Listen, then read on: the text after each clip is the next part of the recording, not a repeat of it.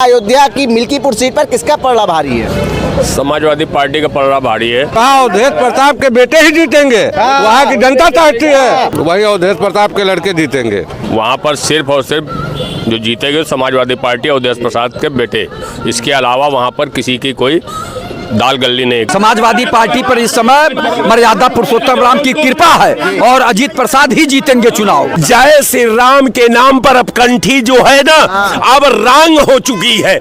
अयोध्या की मिल्कीपुर सीट पर भारतीय जनता पार्टी ने भी अपने पत्ते खोल दिए हैं। चंद्रभान पासवान को वहां से भारतीय जनता पार्टी ने टिकट दिया है और अयोध्या सांसद अवधेश प्रसाद के बेटे अजीत प्रसाद समाजवादी पार्टी के उम्मीदवार हैं। लड़ाई बिल्कुल आमने सामने है। तमाम लोग हैं हमारे साथ बात करने के लिए, उनसे जानने की कोशिश करेंगे अयोध्या की मिल्कीपुर सीट पर किसका पलड़ा भारी है। समाजवादी पार्टी का पलड़ा भारी है क्योंकि उन्हीं की सीट थी, उन्हीं की रहेगी। क्योंकि ये भारतीय जनता पार्टी तो सिर्फ आखिरी में आकर के वो लड़ा रहे हैं, बाकी वहाँ कुछ उनका नहीं है। वहाँ पर सिर्फ और सिर्फ जो जीतेंगे समाजवादी पार्टी अवधेश प्रसाद के बेटे, इसके अलावा वहाँ पर किसी की कोई दाल गल्ली नहीं। क्योंकि इससे पहले भी देखा जा चुका है कि अयोध्या ने राम जी ने भारतीय जनता पार्टी का क्या हश्र किया। तो इस वजह से अभी जो उपचुनाव होगा तो वहाँ पर समाजवादी पार्टी के अलावा कोई जो है जीतने वाला नहीं है। कौन जीत रहा है मिल्कीपुर? देखिए अब राम जी की कृपा जिस पे होगी वही जीतेगा। इस समय तो राम जी की कृपा किस पर है आप जान ही रहे हैं। अब ये साफ कर दीजिए किस पर है। भैया अवधेश जी पे इस समय राम जी की कृपा बरस रही है। चूंकि मर्यादा पुरुषोत्तम राम जी के क्षेत्र से उनको एमपी का जो है उन्होंने आशीर्वाद देके जिताया और अपने वंशज को हराया। लल्लू सिंह जैसे नेता को जो कहते हैं कि भगवान के हम वंशज हैं, उनको हराया, उनसे नाराज हुआ। चूंकि वहां अयोध्या में जमीनों में घोटाला और मंदिर के बनवाने में घोटाला और जो है रेलवे का जो है बाउंड्री गिर गई उसमें घोटाला और एक सड़क बनाई गई थी 10 जगह गड्ढा हो गया। जो सुनते थे कि 70 करोड़ रुपए से बनी थी, कितने की बनी थी, उसमें भी जो घोटाला। तो भगवान मर्यादा पुरुषोत्तम राम बहुत नाराज है इस समय और वो जो है जिसको मान रहे हैं उसी को जिताएंगे। अच्छा एक बार बताइए, गोरखनाथ का टिकट क्यों काट दिया भारतीय जनता पार्टी ने? अब भारतीय जनता पार्टी का भैया पार्टी का मसला है। पार्टी अपना जिसको देना चाहेगी देगी, लेकिन भगवान राम का जिसके आप लोगों को कुछ अंदर की खबर नहीं मिली? हमें देखिए खबर, राजनीति से जुड़े लोग हैं, हम लोग खबर नहीं लगाते। जो सच्चाई है उसको बताते हैं कि इस समय प्रभु श्री राम का आशीर्वाद अवधेश जी के ऊपर है। देखिए साफ कर चुके हैं। समाजवादी पार्टी में बहुत फूट है। वहाँ के जितने भी कार्यकर्ता हैं वो पूरा विरोध जता रहे हैं, कह रहे हैं कि बाप को सांसद बना दिया और बेटे को विधायक बनाएंगे। ऐसा कतई नहीं चलेगा। 200% हम जीतेंगे। सुनिए वहाँ बहुत ज्यादा विरोध है और समाजवादी पार्टी जितने भी कार्यकर्ता वहाँ निराश है। और आपने देखा कि इंडी गठबंधन फूट हो ही चुका है। इसलिए अवधेश प्रसाद के बेटे अजीत प्रसाद को वहाँ की कहाँ से फूट हुई इंडी गठबंधन? अरे यार क्या बताइए तो हमें भी पता चल। राम गोपाल जी ने कहा कि हमारे नेता कौन है। अखिलेश यादव ने क्या कहा? ममता बनर्जी ने क्या कहा? अखिलेश यादव का पीडीओ को मजबूत करेंगे और गठबंधन को मजबूत करेंगे तभी हम जीतेंगे। संजय निषाद क्या कह रहे हैं? संजय निषाद और रामचल वो राजभर क्या कह रहे हैं? ओम प्रकाश राजभर। जब ये दूसरे को तो बताएंगे इंडी गठबंधन में टूट पड़ गई, अपने को नहीं बताएंगे कि आज भारतीय जनता पार्टी देश की सबसे बड़ी पार्टी अपने आप को कहती है और मैं मानता हूँ है भी। लेकिन अयोध्या में जो हाल श्री राम जी ने इनका किया था भाजपा का, वही हाल मिल्कीपुर में होगा।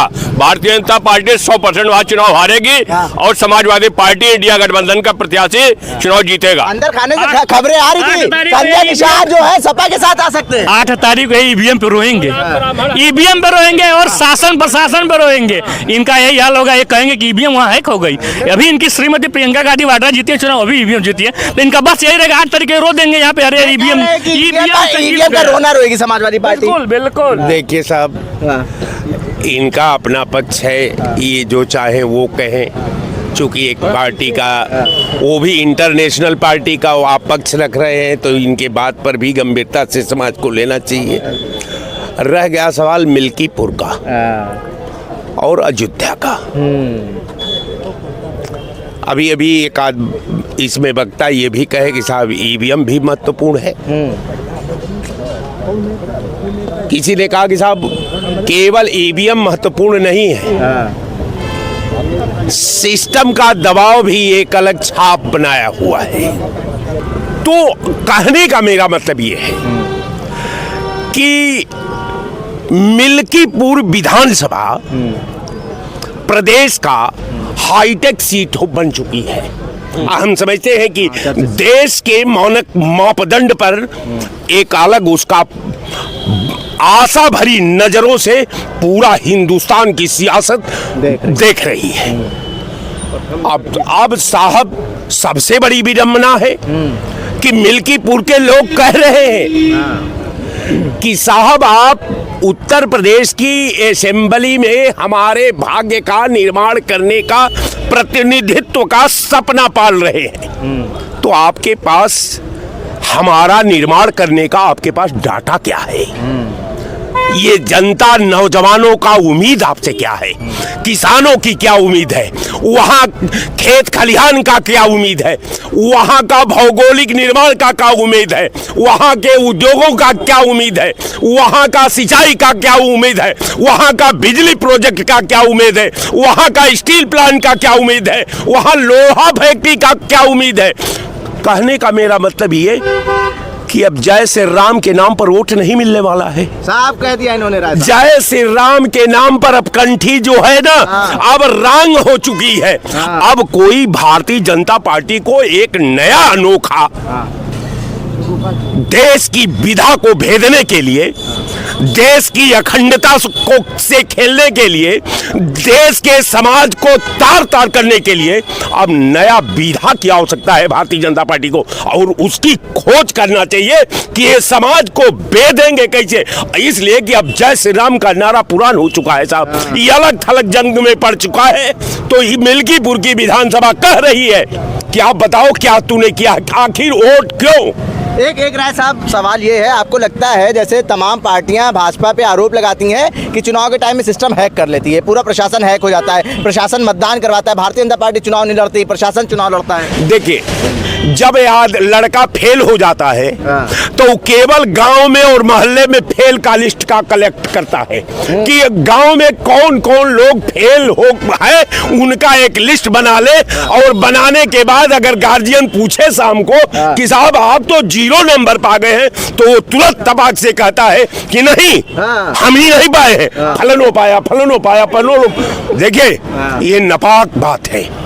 जंग लड़िए, आपके पास अगर जंग लड़ने की मात्रा नहीं है, आपके पास जंग लड़ने का फार्मूला नहीं है, आपका जंग लड़ने का कोई रणनीति नहीं है, तो बड़ी सेना 90,000 पाकिस्तानी सेना को 1 बटालियन फोर्स है भारत की सरेंडर करा दी। विश्व का इतिहास में कहीं कोई एक एग्जाम्पल नहीं मिलता। तो कहने का मेरा मतलब कि भारतीय जनता पार्टी को हराना है, केवल हराना नहीं साहब, उसके हार में बच्चों का भविष्य वास करता है, उसके हार में किसानों का भविष्य वास करता है, उसके हार में महिलाओं का भविष्य का असमत का सुरक्षा वास करता है। इसलिए भारतीय जनता पार्टी को हराना समय की पुकार है। भाजपा के पास रोड मैप नहीं है। लखनऊ राजधानी में पत्रकार महोदय विधायक निवास गेट नंबर 1 से बात कर रहे हैं। यहीं से शुरुआत होती है और उत्तर प्रदेश से दिल्ली तक जाने की सरकार बनती है। उत्तर प्रदेश की ये उपचुनाव की बात हो रही है। महोदय लोग को शर्म आनी चाहिए कि विकास के नाम पर भारतीय जनता पार्टी चुनाव जीत रही है। और गंगा की धारा, विकास की धारा बह रही है, शर्म आनी चाहिए। अभी अभी 15 दिन नहीं हुए 9 का चुनाव हुआ, माननीय योगी आदित्यनाथ महाराज 9 में 7 जीत के आए, 2 सीट पर समाजवादी पार्टी सिमट के रह गई। अभी अभी हमारा व्हाट्सएप पर टीवी चैनल पर चल रहा है, हमारा चंद्रभान पासवान मिल्कीपुर का उपचुनाव घोषित हो गया। आइए लड़िए, वहाँ की जनता बुला रही है। झूठ और जुमलाबाजी और पीडीए समाप्त हो गई। माननीय समाजवादी पार्टी के प्रत्याशी की जमानतें जब्त हो रही है। जब तो ये कह रहे हैं कि देखिए भारतीय जनता पार्टी ने विकास कार्य करे हैं, जनता उसको भूली नहीं है। आप जहां खड़े हैं विकास ये गिनाएं तो क्या विकास किया है? किसान की बात करें, नौजवान की बात करें, शिक्षा की बात करें, रोजगार की बात करें, ये क्या महंगाई, भ्रष्टाचार, बेरोजगारी, इस पे बात करेंगे? इनमें हैसियत नहीं है। ये सिर्फ चुनाव किस पे लड़ना चाह रहे हैं? मंदिर मस्जिद भारत पाकिस्तान, हिंदू मुसलमान, इसके अलावा इनके पास कुछ नहीं है। कार्य गिना दीजिए, बता दीजिए। विकास कार्य का जानना चाहते हैं। ये लखनऊ राजधानी में जहाँ पर खड़े हैं गड्ढा मुक्त है, हर सड़कों का निर्माण है। चलिए यहाँ से चंद कदम दूरी पे ये जहाँ आप खड़े हैं यहाँ गड्ढा मुक्त दिखता है। अभी मड़ियाव, डालीगंज, इंदिरा नगर, इन शहरों में जाइए, इन्हें आंखों में पट्टी बंधी हुई है, इन्हें कुछ दिखता नहीं। ये गोबर भक्त है, अंध भक्त है, इस वजह से इन्हें बता दिया आपको। ऐसा है, मड़ियाव का ओवर ब्रिज माननीय राजनाथ सिंह ने बनवाया, टेढ़ी पुलिया का ओवर ब्रिज राजनाथ सिंह ने बनवाया, मुंशी पुलिया का विकास का काम माननीय राजनाथ सिंह ने किया। मिल्कीपुर विधानसभा हमारे यहाँ से सट है। मैं भी अमेठी पार्लियामेंट का रहने वाला हूँ। उसमें चक्कर यह है कि वहाँ अवधेश प्रताप के बेटे ही जीतेंगे। वहाँ की जनता चाहती है। भैया हाँ। भी बात कर ले, कौन जीत रहा है मिल्कीपुर? सपा या भाजपा? सपा। कौन जीत रहा है मिल्कीपुर भाई साहब? कौन जीत रहा है? सपा जीतेगी वहाँ पे। कौन जीत रहा है? जो श्री राम की जिस पे कृपा होगी वही जीतेगा। चूंकि भगवान मर्यादा पुरुषोत्तम राम की कृपा जो है अवधेश जी के लड़के अजीत प्रसाद पर है, वही जीतेंगे। समाजवादी पार्टी पर इस समय मर्यादा पुरुषोत्तम राम की कृपा है और अजीत प्रसाद ही जीतेंगे चुनाव। अजीत प्रसाद, देखिए साफ हो गया है। यहाँ पे तमाम लोग हैं, उनसे भी कोशिश करेंगे, पूछेंगे भैया मिल्कीपुर में कौन जीत? समाजवादी पार्टी। समाजवादी पार्टी। आप बताइए। मिल्कीपुर में भाजपा जीतेगी। उपचुनाव है तो कौन जीतेगा? भाजपा तो भगवान शंकर बोल रहे हैं भाजपा ही जीतेगी। और कहिए तो बता दूं कैसे? कैसे? देखो भैया, ये है उपचुनाव, सिंगल लेजिस्लेटिव वो चुनाव है, सत्ता का चुनाव होता है। ये जान लीजिए, आप लाख प्रयास कर लीजिएगा, देख लीजिएगा, जीतेगी भाजपा। मतलब आप आरोप लगा रहे हैं ये? नहीं, आरोप नहीं। ये अगर सपा की सरकार होती तो सपा जीतती, बसपा की सरकार होती बसपा जीतती। एक सीट का चुनाव है तो सरकार के सारे मंत्री से लेके उतना व्यवस्था की कहना चाहते हैं उपचुनाव जो होता है वो सत्ताधारी पार्टी के पक्ष में होता है। हाँ बिल्कुल, ये अभी आपने देखा भी और इसके पूर्व में भी देखे होंगे। आप पूर्व इतिहास उठा के देखिए, इसलिए ये जान लीजिए वो कहीं एकाध चुनाव में गड़बड़ हो सकता है, लेकिन ये निश्चित मान के चलिए कि अगर सरकार इंटरेस्टेड रहेगी तो जिसकी सत्ता होती है वो जीतता है। कौन जीत रहा है मिल्कीपुर? देखिए, मिल्कीपुर में भाजपा के हारने का कारण मैं बता दे रहा हूँ। पहले जिस पंडित जी को उन्होंने टिकट दिया था 2022 में, उनको टिकट बाद 2024 में नहीं दिया गया, इसीलिए वहाँ पर बवाल चल रहा है। अच्छा, सुरक्षित है तो फिर भी वहाँ हारेंगे कि वो ब्राह्मण समाज के जो लोग हैं वो पासवान जी का विरोध करेंगे, निश्चित तौर पर करेंगे। और जहाँ पर अवध के ईश भगवान राम हो तो भगवान राम इलेक्शन लड़ रहे हैं ना, वहाँ जीत तो लड़ रहे हैं, अवधेश लड़ रहे हैं भाई, अवध के राजा लड़ रहे हैं, तो निश्चित तौर पर राम की। मान गए कि अवधेश प्रसाद अवध के राजा हैं। अवधेश का मतलब ही होता रहा अवध का राजा, अवध का हिस्सा राजा। मिल्कीपुर कहाँ? मिल्कीपुर में उपचुनाव सपा या भाजपा? सपा जीतेगी वहाँ। अभी नहीं बता सकते। अरे बताइए कुछ तो अभी नहीं बताएंगे वो। अभी नहीं बता सकते भाई। बताइए। क्लियर नहीं होगा भाजपा का तब तक हो गया भैया। चंद्रभान पासवान को उम्मीदवार बनाया भारतीय जनता पार्टी ने। चंद्रभान पासवान, हाँ, जिला कार्य समिति के सदस्य। तब तो फाइट है, तब तो फाइट है। और अगर कोई और बनता तब तो लड़ाई में तब तो निकाल लेती सपा। अब तो फाइट है ना। अब फाइट हो गई। अब फाइट हो गई। अब फाइट हो गई कह रहे हैं। कौन फाइट हो गया? वही अवधेश प्रताप के लड़के जीतेंगे। देखिए साफ कर दिया इन्होंने। क्यों? कि वहाँ का ऐसा नजारा है, वहाँ की जनता जो चाहती है वही होगा। सांसद अगर जीत गए पूरे जिला तो विधानसभा की बात है, उनके लड़के ही जीतेंगे, पक्का है, निश्चित। देख लेना। जीत का दावा कर दिया है। कौन जीत रहा है मिल्कीपुर? क्या आपको लगता है मिल्कीपुर कौन जीत सकता है? अरे चंद्रभान पासवान को भारतीय जनता पार्टी ने टिकट दे दिया। भारतीय जनता पार्टी ने सारे पत्ते खोल दिए, तमाम उम्मीदें लगाई जा रही थी। राय साहब ने कहा कि अब राम का नाम लेना छोड़ दो, बहुत इस्तेमाल कर चुके राम को। तो इनके पास एक कार्ड और तो है, हिंदू मुस्लिम का कार्ड है, नफरत का कार्ड है, ये चलाएंगे। आजकल ये कह देंगे प्रयागराज में देखो हमारा जलवा, देखो वहाँ पे क्या किया इन्होंने, साधु संतों के हक पर डाका डाला हुआ है। जो काम साधु संतों का, जो हमारे शंकराचार्य भ्रष्टाचारियों का, उसको देश का प्रधानमंत्री कर रहा है। हमारे लिए शिक्षा, रोजगार, स्वास्थ्य, नौकरियां, महंगाई, सुरक्षा तो कुछ है नहीं। कल देश का प्रधानमंत्री कश्मीर में कह रहा है जो मैं वादा करता हूँ वो निभाता हूँ, तो मुझे एक पुराना गाना याद आ गया, वादा तेरा वादा, वादा तेरा वादा, वादे पे तेरे मारी गई जनता ये भोले वाले, वादा तेरा वादा, वादा तेरा वादा। कहाँ गए 2 का नौकरी, कहाँ गए 15 लाख, बचा दे तू जुमलेबाज। कहाँ गए 2 का नौकरी, कहाँ गए 15 लाख, बता दे तू जुमलेबाज। तेरी हकीकत क्या है तू ये जाके बता दे है।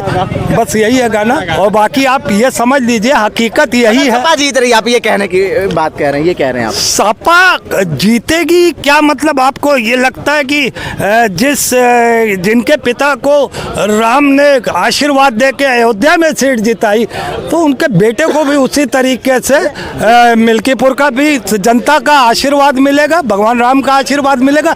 इन्होंने तो राम को गलत तरीके से सत्ता पाने के लिए किया, मगर देखिए दूसरी तरफ उसी भगवान राम ने पहले बाप को जिताया सांसदी में, बेटे को विधायकी जिताया। ठीक है, कौन जीत रहा है मिल्कीपुर?